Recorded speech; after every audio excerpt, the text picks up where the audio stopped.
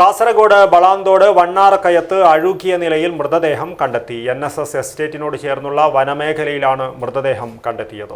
മാസങ്ങളുടെ പഴക്കമുള്ള മൃതദേഹത്തിൽ തലയും ശരീരവും വേർപെട്ട നിലയിലായിരുന്നു. അതേസമയം മരിച്ചത് മൗക്കോട് സ്വദേശിയാണെന്ന് സൂചന.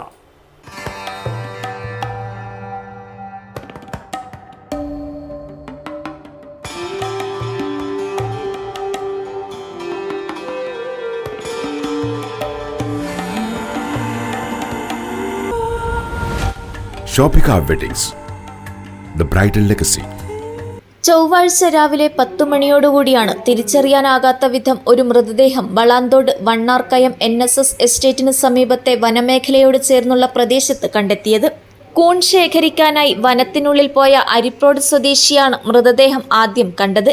തുടർന്ന് ഇവർ വനം വകുപ്പിനെയും രാജപുരം പോലീസ് സ്റ്റേഷനിലും വിവരമറിയിക്കുകയായിരുന്നു. ആളെ തിരിച്ചറിയാനാകാത്ത വിധം അഴുകി തലയോട്ടി മാത്രമായ തലയും ശരീരവും വേർപെട്ട നിലയിലായിരുന്നു മൃതദേഹം.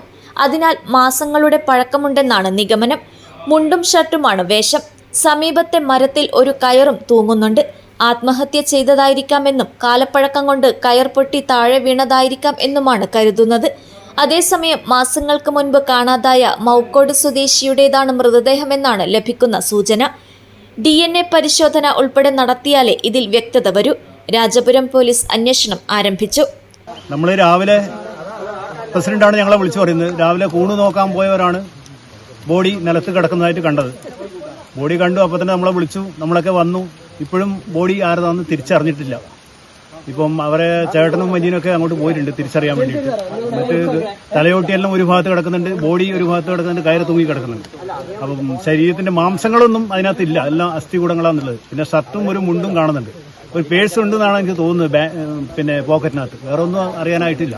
അപ്പോൾ എന്തായാലും പോലീസ് എത്തിയിട്ടില്ല ഇതുവരെ. പോലീസ് എത്തും, ഫോറസ്റ്റുകാരൊക്കെ വന്ന് നോക്കിയിട്ടുണ്ട്. പിന്നെ മെമ്പർമാരായ ഞങ്ങൾ 3 പേരും വളരെ നേരത്തെ തന്നെ എത്തി പരിശോധനയെല്ലാം നടത്തി കാര്യങ്ങളെല്ലാം ചെയ്തിട്ടുണ്ട്. ഇത്രയും കാര്യങ്ങളാണ് പറയുന്നത്.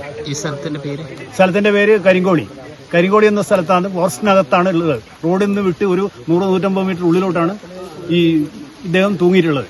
തൂങ്ങി താഴെ നിലത്ത് ബോഡി കണ്ടതായിട്ട് നമുക്ക് തോന്നിയിട്ടുള്ളത്. News bureau, Rajapuram.